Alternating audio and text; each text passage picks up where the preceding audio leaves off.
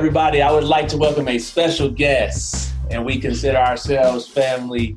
My man, Allan Houston, who played for the New York Knicks, who is still with the Knicks organization. I would like to welcome him to the Quiet Time podcast, somebody that I can always lean on and ask for advice in terms of being a pro on and off the field. Welcome to the Quiet Time podcast. Man, thanks for having me. Looks like I'm gonna be asking for some advice soon. Seeing your track. Hey, we're always learning from each other. That's what it's all about. That's right. So yeah, let's just dive right into it. You played in the NBA for 12 seasons, right? Yeah, it was actually going on to 12. I didn't complete that 12th one. I started off with the Pistons for 3 seasons. Then I became a free agent, and it was interesting. Then, you could become a free agent. Your rookie scale wasn't set, right? So I had a 3-year, and I ended up being able to get out of become a unrestricted free agent after my 3rd season.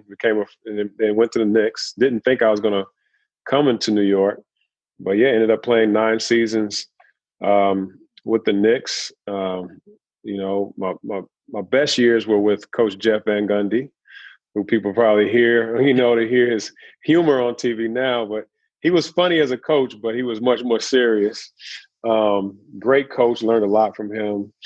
But yeah, just, it was a blessing, man. It was a blessing to be able to play in Madison Square Garden for 9 seasons. It really was. And before we dive into that, let's talk about your mindset. This podcast is about mindset, and not only for athletes, but entrepreneurs, business leaders. Let's talk about the vision that you had for yourself when you were younger. To make it to the NBA is almost impossible. So tell me what that vision was like and where that vision came from, and what age did that start at? Well, my story goes back to growing up in Louisville, Kentucky. My backstory is to share you how that shaped for me. My mother grew up two doors down from Muhammad Ali and Grand Avenue. And growing up, I would hear stories about him and finally got to meet him as I got older. But when I was in high school, my father was coaching at the University of Louisville. He was one of the first Black assistants there. Then they ended up winning 2 national championships while he was an assistant, went to 4 Final Fours. So during that time, growing up in Louisville and seeing all that, I saw greatness. I saw the best talent. I mean, in the 80s, they were almost a dynasty. I mean, they were like, the Kentuckys of the world now. And so to see how those players were like my big brothers, I never had a brother. So I got to see that. They took me under their wing, and I saw them practice, train. I saw the swag, but I also saw them off the court. I saw how they were in their social life, in their dorms. And that's what I aspired to do. Now, I didn't really aspire to play in the NBA until I just wanted to play for Louisville. So by the time I was in high school and I started to be able to play against them, play against pros, it was like I learned early, put yourself in uncomfortable positions. And my father would put me in those situations. And my freshman year, I would go in the gym. I couldn't play with them. My sophomore year, played a little bit. But in between my sophomore and junior year, I started to notice that, I'm playing in these games and they're like, who got out? Who got out? Nobody was like, I got him. So I was like, I might be wanting to have something, because it was like I was starting to grow and progress, started to really want it. And I think I just always wanted to be great, man. I always wanted to I never wanted to be satisfied with where I was. And so I think that's where it started. My high school, my junior, senior year, I was one of the top 5 players. And then my father got the head coaching job at the University of Tennessee. And so I had a decision as a top 5 player, do you stay in Louisville or do you go play for your coach, the first Black coach in Southeastern Conference history? It wasn't even a decision, So, all this time, my dad let me be me. He let me explore myself, but it was almost like he had other people to challenge me. He didn't have to always crack the whip. He knew when to, but he put me with people who were going to always push me and challenge me, whether it's his players, coaches, other people who he knew in the field. And, they were like, I got him, coach. I got him. And I had just a lot of people to play that role in my life. Man, that's incredible. The one thing that I really took away from what you just said is that you put yourself in uncomfortable situations. And sometimes I think as people, we always kind of just shy away from that uncomfortable feeling. And that's just something that we have to get used to. I mean, I've kind of been exploring with that with public speaking. All right. I want to do public speaking and tell my story and tell the stories of the guys I've played with, but you have this nervousness about speaking. But I put myself in Toastmasters just to get better at it. You got to put yourself out there in the fire. That's incredible. Yeah. You got to put yourself, because you always got to think about the end game. Like when you're playing, I think you're unique because you've had a good mentors, a father, brothers. You had your mom, but sometimes even when you had all that, you still got to figure out what is my end game for me, and when you think about your end game, not just career wise, but who I want to be, who do I want to be? So now I'm thinking, if this is what I'm striving to be and look like, I got to figure out how to put myself, it's like, think about special teams. Like you have a desired goal and you're putting yourself in like this reckless mindset, but you don't think about that. You're just like, I have an end game, end goal. I think it's the same in whatever you're trying to do, whether it's Toastmasters, speaking, leading, teaching, relationships. You know what I mean? Like, it's like, I have to keep bettering myself at all costs. And that's how do you constantly do that? How have you been doing that? How did you do that when you were in the NBA? Like what was your process? Well, for me, like I try to look at my lens now and where it was then, right? So I always tried to figure out, like Joe Dumars and Isaiah Thomas were like my OGs. They were the people. They were Hall of Famers. They took Michael Jordan and the Bulls to levels that nobody could take them to. So I'm looking at these two guys. So I started to figure out, what is it that I want to be like, and I followed them. I looked at them. So first part of it is finding a circle, right, that's going to keep you moving forward. One thing I respected about Kobe, he was unapologetic about, this is what I'm doing. Y'all can come with me or not. And I'm not going to run from any challenge, and so toughness is so much mental, because it's what you put yourself through to get to that point. He was very clear on what I intend to be and everything that comes with that. So I think for me, I just tried to surround myself with the people who were going to do that, who, it's almost like you got to look in your mirror and say, I'm comfortable enough in my skin to say, I know this is what I need. There's a balance between having a big ego and still knowing, like, I need that. So I'm going to go see how I can seek that out. And from a training perspective, from a, just a lifestyle perspective, I love the fact that you're calling this the mindset, because I think that's really what it is. It's like, we have this saying with our organization that winning is a mindset, right? And it's not just how many rings or wins you have. It is the way I approach everything in my life. And that's just got to be part of it. Yeah, absolutely. What was it like? You mentioned Kobe Bryant. What was it like battling against him? You obviously got to interact with him. What was that like? Well, before Kobe, I had I had Michael. I had guys, who were in that era, Reggie Miller's, Mitch Richmond. And then Kobe kind of came as the guy who you knew there was something special, right? He had the audacity to think that not only do I belong, but I'm on that level even from the first few days. But he had the talent, right? He had the gift, he had the size, he had the skill set. And some people think that way, but they just don't have the skill set or the size to go with it. So he had all that. I mean, it comes down, I think it comes down to one thing that my father told me that I'll never remember. He said, whenever you walk in the gym, especially when you're in a newer situation, if someone's going harder than you or working harder than you, then you need to check yourself, because you shouldn't be the person that's not out there setting yourself apart from an energy and a work standpoint. Now, I was a skilled player, so I wasn't seen as the guy that's going to go out and just beat everybody up and do all that. But you still have to compete, go hard. So the thing I respected about the Kobe's, the Michaels, Vince Carter, T-Mac, there was a certain level of consistency and expectation that came with doing this every single night. Like, some people can average, certain amount of minutes, certain amount of touches, and not even points, but just the load, right? It takes a lot to do that every single night, because guess what? You got the guy who played 10 minutes coming at your butt in practice the next day. You know what I mean?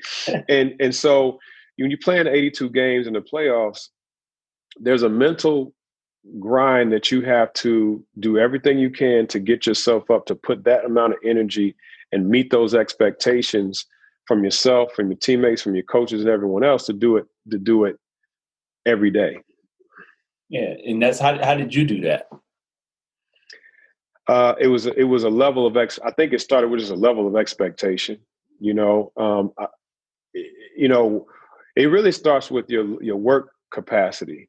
Like, and I know you probably see it now, that when players come into the league, it's like you might think you're going hard, but you don't know how hard it takes, at a level to do this every day. So your workload, what you put yourself through, and then when you're physically in shape and you put your body through that, then mentally you're like, I can endure it. And then it's a matter of just picking up stuff. So then it's a matter of playing the game within the game, where I know my strengths. I try to master my strengths, but like attack my weaknesses, right? I don't dwell on my weaknesses, but I just try to attack them. And if I have something I'm not good at, I work on it, but I don't dwell on it. I master the things I am.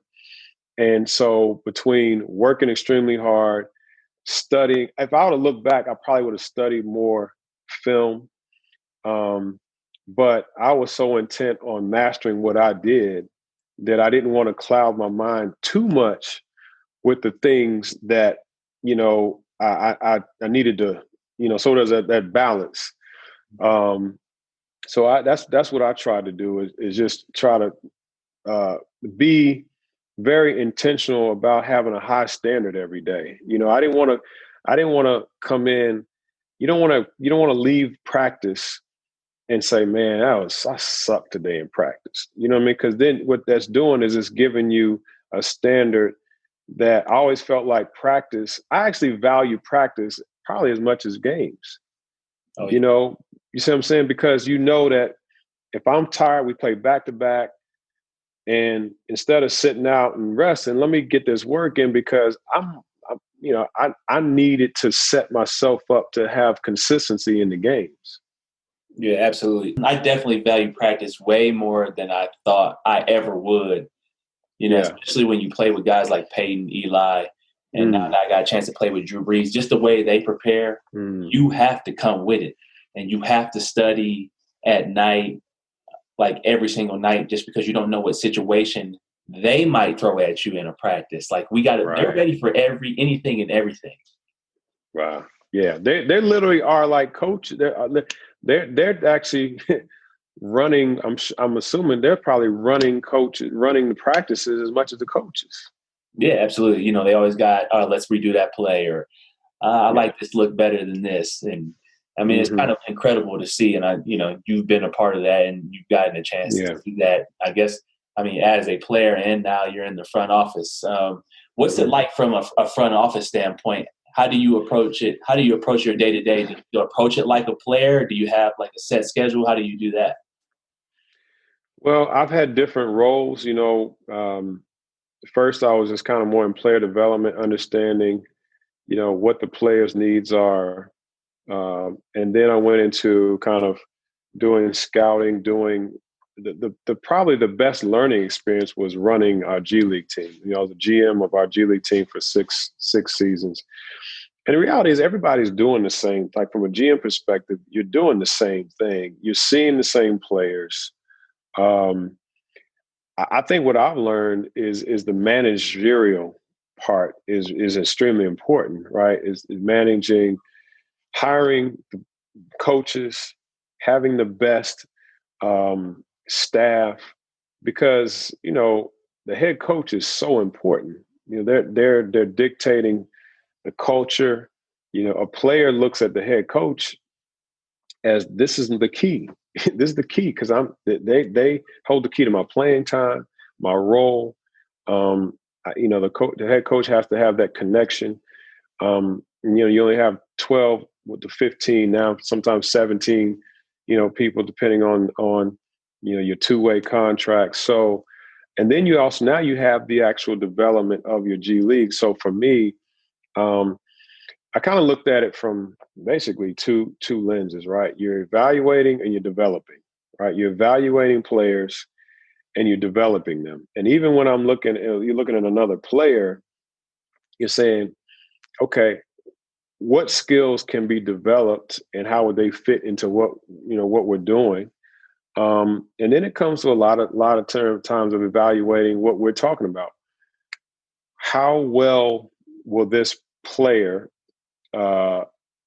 impact the other players, the other team, the other players on the team? You know, it's not just the skill, but what's those intangible things that they'll bring that will enhance the environment, enhance this player, and not take away.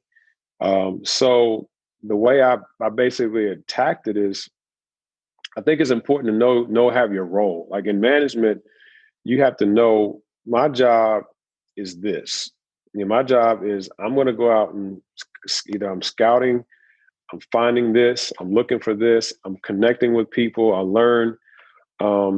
You know, a lot of it is relationships. You talk to other GMs, other coaches, and everybody's trying to find information. That's what a lot of players, and you notice, like people know about you. They know more stuff about you than you realize. So, but yeah, it's really about taking.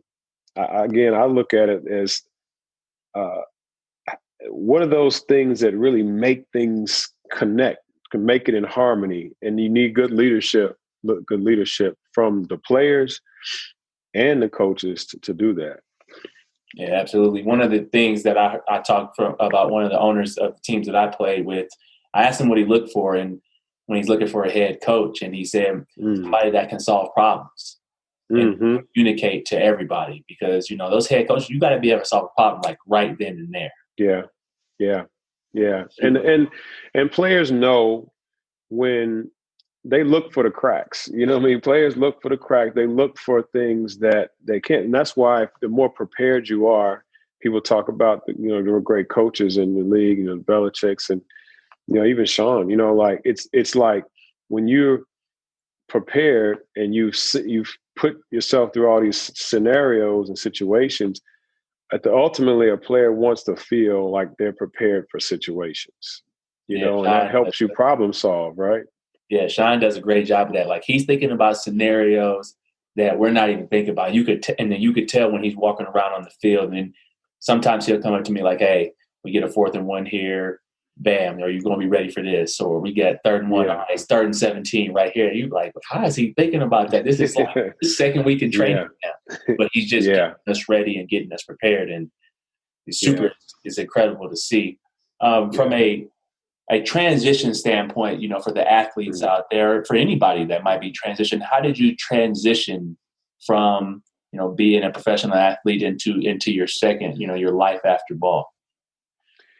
Well, the first thing is, you know, I really prayed a lot, honestly. My faith in God really helped me because essentially you need a discerning kind of spirit to say, where am I really supposed to be? What am I supposed to be going? Because it's not easy, man. It's tough trying to find your place.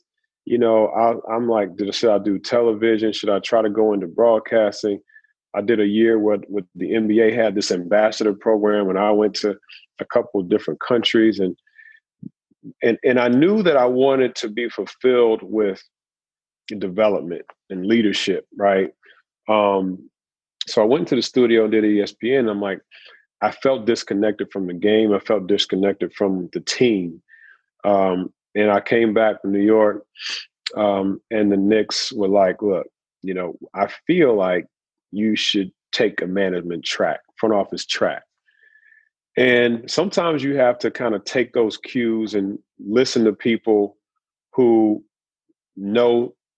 had a lot of experience. So when I had Larry Brown and Donnie Walsh both tell me that, I say, well, there's probably something there I need to be listening to. Even if that's not what I had a passion for, there's something that they see that I need to kind of listen to. But it's kind of the same thing what you're doing. You got to ask the right questions to people. The biggest thing I would say is just really start to network as much as possible. Network. Ask if you have access to your owner, man, ask them that question. What do you look for? You know what I mean? You meet when you're doing appearances, find the VP of marketing, find the CEO of that company that you're making an appearance for and say, man, can we have lunch? Like, I'm just curious how this thing works, because you have so many experiences from playing on the field that connect to leadership. And the bottom line is every organization, every team, they want to do one thing. They want to win. They want to have success. And so how are they defining that? How are you defining that? That's the key. So I think it's finding your strengths. You know what I mean? What are you really good at? What do you connect with? I feel like now between broadcasting, there's it seems like there's options, but if you're not willing to really go all after it and pursue it, there's a lot of options, but there's a lot of competitiveness at the same time. Yeah. Right? So if you're not willing to really go after it and personally develop, increase your learning in that field, and then essentially you got to be willing to kind of endure the time. You can't just think that, okay, I'm finished playing, or I'm thinking about finishing playing, even though I'm still playing. I have a brand, I have a name. That door might be open, but that doesn't mean they're automatically going to elevate you just to where you want to be. You have to, start to work and be patient. But I feel like there's a lot of resources, but you have to be put the time and the effort in to endure. And if it's something you really, really love and are passionate about, it won't feel like work. It won't even feel like a big transition. Yeah. I mean, that's what I feel like I'm figuring out right now as I, with the downtime that I have is, coaching other people. And I really enjoy learning and then putting myself in a situation to get certified. And then, like you said, it's about going out there to network, because at the end of the day, those people, like you said, that are in the business world, it's cool that they know that I'm a professional athlete, but that's only going to carry you so far. Yeah. Because a lot of people who have walked in that same door may not have your experience or charisma and all that, but they have been working towards this a little bit longer. They have their track. They have a longer little bit of a track in this field. And so I think as an athlete, the thing that we don't have as much as we don't have an apprenticeship where we've worked in this field for a long time that you're going into as much. You kind of like a lot of on-the-job training for that next thing. So, I think that most people who are in a position to bring you on, hire you, partner with you, the thing they want to know is, are you really passionate about this? And are you really going to work, hard? And then, are you a good person? Yeah. All that stuff goes a long way, man. I really appreciate you sharing that knowledge. I think the listeners are going to definitely take a lot away from this. Is there anything else you would like to say to the listeners out there? I know they're going to take a lot away from this conversation. I know you have a lot of knowledge to give. I mean, I think it's really about, especially during these times, I think we're at a critical stage in our country and actually in our world. Like, I think people are trying to figure out how I really can make a difference. How can I make an impact from social, civic unrest, social unrest? You can't sit on the sidelines anymore. And I think a lot of people want to do something, want to say something. But I would say don't feel like you have to because everyone else is. But you also gotta really find out what your voice and what you're really passionate about. What's important to you, what your values are. Because those are the things. Like last night, my wife said something that was really, really deep. She was like, I feel like I'm in a place where I really want to serve. I want to go out and help people discover themselves and if help them know the God's purpose in their life. And she said, I want to just, in my last breath, I want to be able to God to say, man, well done. You did it. You did all I asked you to do. So I would just say, just really seek diligently what God is asking you to do. Because we can't depend on whoever the president becomes. Like we can't depend on that. You know what I mean? I think we got to kind of really do this together. But yeah, I think it's really about what kind of impact do you really want to make? Like you got to really go after that. Yeah, that impact is super important. And then what you said, like when you have that impact, it aligning with your values and who you really want to be, that life purpose, what your wife said. I mean, serving other people, that's that life purpose that it'll get you up early in the morning and it'll have you go to bed late at night because it's not necessarily about you. It's about giving back. So, I mean, I really appreciate you being on the Quiet Time podcast. Everybody, Allan Houston. I really appreciate it. Sir. Shout out to our dad. Thank you, man. That's right. Shout out to the OGs. Who connected us a long time ago. Man. Been in my corner ever since. I really appreciate you. Thank you, man. Appreciate you, man. Get healthy, too. Yes, sir.